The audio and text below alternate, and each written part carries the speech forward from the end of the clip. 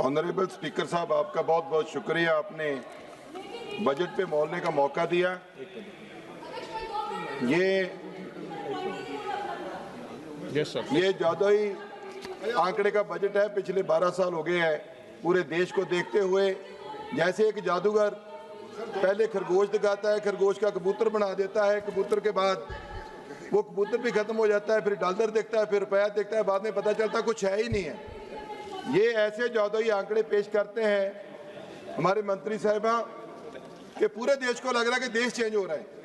और ऊपर से हमारे प्रधानमंत्री जी, जिनको पहले विश्व गुरु है, जिनका चेला ही कोई नहीं है, पहले विश्व गुरु है और खुद पूरे वर्ल्ड के चेले बने हुए हैं।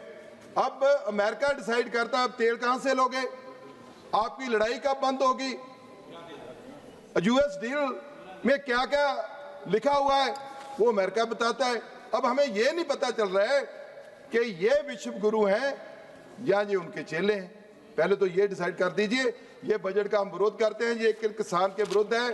किसी किसान को साहब, इन्होंने 2014 में कहा था आमदन दुगनी होगी, स्वामीनाथन रिपोर्ट करेंगे, लागू करेंगे, एमएसपी लागू करेंगे, कोई एमएसपी नहीं हुई, कोई स्वामीनाथन रिपोर्ट लागू नहीं। सर, हमारा पंजाब, पूरा देश किसानी का ऊपर निर्भर है। सर, महंगे जीएसटी के जो ट्रैक्टर के पार्ट्स होते हैं उनके ऊपर भी जीएसटी है, महंगा तेल उनको लेना पड़ता है साहब।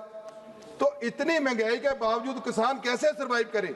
अभी तक कोई मैकेनिज्म नहीं है, कोई डिवर्सिफिकेशन के लिए पंजाब के किसानों को कोई हल नहीं दिख रहा इस बजट में। ये डिवर्सिफिकेशन के ऊपर खासकर बॉर्डर एरिया को इनको फोकस करना चाहिए, जहाँ हमारे इंटरनेशनल एयरपोर्ट भी है पंजाब में और भी जगह है, वहाँ डिवर्सिफिकेशन के लिए इनको बजट रखना चाहिए। लेकिन मंत्री महोदय ने कोई भी बजट डिवर्सिफिकेशन के लिए नहीं रखा। सर, सबसे बड़ी बात, कैश क्रेडिट लिमिट थी 2014-15 में पंजाब के ऊपर 31,000 करोड़ की। दुख से कहना पड़ रहा है, इतना बड़ा मैकेनिज्म, इतनी बड़ी बातें हो रही है, अभी तक ये नहीं पता चला 31,000 करोड़ गया कहाँ है। वो हमारे ऊपर कर्जा खड़ा कर दिया है। 20 साल तक हमारे बच्चे, हमारी जनरेशन वो कर्जे को उतारेगी। बड़े दुख की बात है। मैं कहना चाहता हूँ मंत्री महोदय जी को, आप बजट तो दे देते हो कि ये इस बात के लिए बजट है, लेकिन बजट लगता कब है, कब पूरा होता है, ये पता नहीं है। अब हमारे पंजाब में कर्जा इतना बढ़ चुका है साहब, हम बार बार कहते हैं कर्जा माफ कर दो।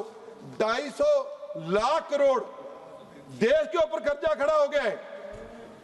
पूरे देश के पब्लिक सेक्टर यूनिट बिक चुके हैं, लेकिन किसान की हालत भी बुरी हो रही है, इंडस्ट्री की भी हालत बुरी हो रही है। करीब 12 करोड़ लोग देश छोड़कर करोड़पति बाहर जा चुके हैं। यह देश की हालत है साहब। सब इंडस्ट्री के लिए कोई सुविधा नहीं है। जैसे हमारे पंजाब साहब, पंजाब में जो साथ वाले पड़ोसी स्टेट हैं, हिमाचल हो, जम्मू हो, उनको पैकेज मिले हुए हैं सर। नीम पहाड़ी जितने भी स्टेट हैं उनको पैकेज है, लेकिन हमारे लिए इंडस्ट्री का पैकेज कोई नहीं है। पंजाब जो पूरा अनाज पैदा करता है, पूरे देश की रक्षा में पंजाब के फौजी सबसे आगे हैं, लेकिन जब पैकेज की समय आता है तो वो पड़ोसी स्टेट को होता है, उससे हमारी इंडस्ट्री का नुकसान है। हम चाहते हैं कि हमें अच्छा पंजाब के लिए इंडस्ट्री पैकेज भी होना चाहिए। सर, स्पोर्ट्स बजट की बात करते हैं सर, 27,741 करोड़ बजट है। जिस चाइना से हम मुकाबला कर रहे हैं 8 गुना उसका आपसे ज्यादा बजट है। अमेरिका का, पूरे डेवलप कंट्री का 10-10, 15-15 गुना ज्यादा बजट है। हमारे प्लेयर कैसे उनका मुकाबला करेंगे? हम चाहते हैं जैसे बॉर्डर एरिया है, अमृतसर है सर, एक स्पोर्ट्स यूनिवर्सिटी अमृतसर में होनी चाहिए। अभी आप देखिए साहब, पूरे ओलंपिक में हमारे प्लेयर खेल रहे हैं, हॉकी में, क्रिकेट में हमारे पंजाब के प्लेयर खेल रहे हैं, लेकिन हमारे लिए बजट में कोई जगह ही नहीं है। सर, दूसरे स्टेटों को आप कर्जा भी माफ करते हो, बजट में सपोर्ट भी करते हो, लेकिन हमें कोई सपोर्ट नहीं मिल रही। दलित भाईचारा, मजदूर भाईचारे के लिए इस बजट में कोई ज्यादा उनकी रक्षा के लिए कोई भी प्रावधान नहीं किया गया। हम डिमांड करते हैं पंजाब जैसे स्टेट में, जहां हमारा दलित भाईचारा, मजदूर भाईचारा, गरीब लोग जो गरीबी की रेखा से नीचे रह रहे हैं, उनके लिए सरकार को विशेष पैकेज देना चाहिए। सर, एजुकेशन के लिए, गरीब बच्चों के लिए स्कूल नहीं है, बॉर्डर एरिया में हम रहते हैं सर, पूरे अब इंफ्रास्ट्रक्चर बिल्कुल ध्वस्त हो चुका है। जो स्टेट बीजेपी वाले, बहुत स्कूल उसमें इन्होंने बंद कर दिए जगह। एजुकेशन के लिए बहुत कम बजट है। जब तक हम पढ़े लिखेंगे, हम अच्छे बच्चे को अच्छी एजुकेशन नहीं देंगे तो साहब हम तरक्की नहीं कर सकते।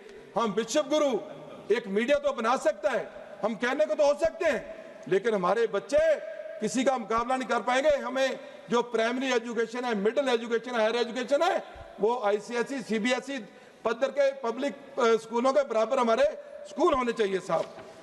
सब अब जब 2014 में कहते थे रुपया बहुत कमजोर है, रुपया वीक हो रहा है, और तब रुपये को वेंटिलेटर पे डाल दिया था, लेकिन अब जब 95 रुपए के करीब डॉलर हो चुका है, अर्थव्यवस्था लड़खड़ा गई है, आईसीयू में चला गया है, लेकिन कोई बात नहीं करता। इस बजट में भी इन्होंने कोई बात नहीं की।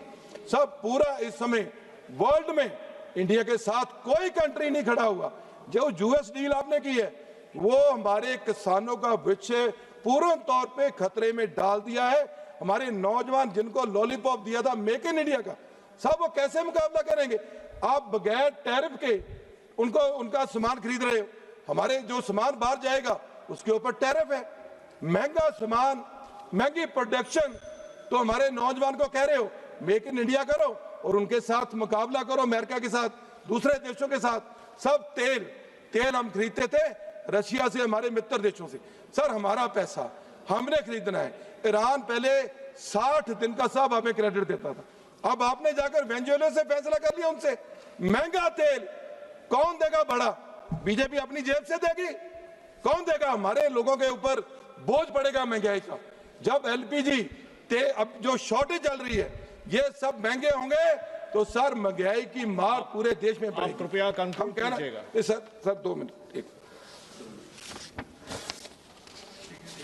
सर मैं कहना चाहता हूं, जो इन्होंने पहले बजट में, जैसे पंजाब में हमारे post graduate institute horticulture research and education centre Amritsar में बन रहा था सर, सब उसके लिए फंड भी लॉट हो गए। आज 7-8 साल हो गए हैं, वो बन नहीं पाया। हम कहना चाहते हैं जो फंड अलॉटमेंट होती है उसके बाद उसका निरीक्षण किसने करना है? हम चाहते हैं कि उसको भी जल्दी से कंप्लीट किया जाए। एक रेडियो टावर है सर, हमारा प्रचार पाकिस्तान तक, दूसरे देश तक पूरा जाता है, हमारे जो यहाँ का एक सभ्य चैनल है। तो हम चाहते हैं कि वो दूरदर्शन जो चैनल है उसको, उसका जो टावर है वो बड़ा होना है, उसको जल्दी से जल्दी बड़ा करें। सर नेशनल हाईवे अथॉरिटी के प्रोजेक्ट पूरे पंजाब में रुके पड़े हैं, चाहे वहां की सरकार की कमजोरी भी है और आपकी कमजोरी भी है। सर बहुत बड़ी करप्शन नेशनल हाईवे अथॉरिटी के प्रोजेक्टों में हो रही है। मेरी डिमांड है एक तो प्रोजेक्ट कंप्लीट करें जल्दी से जल्दी। सब एक बात कहनी है, एक बात के बाद 1 मिनट सर। सर मैं विश्व गुरु जी का जो संदेश है वो कहना चाहता हूं।